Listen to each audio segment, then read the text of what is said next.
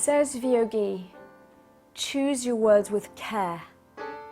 They come in unsuspected meanings garbed, so of their apparent apparel beware, for when their sweetened look can be barbed.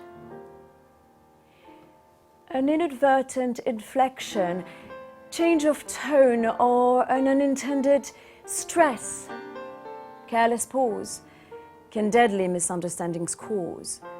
To misinterpretations, words are prone. The words can cripple, maim, make you cry, or injure deeper than the lashing knives.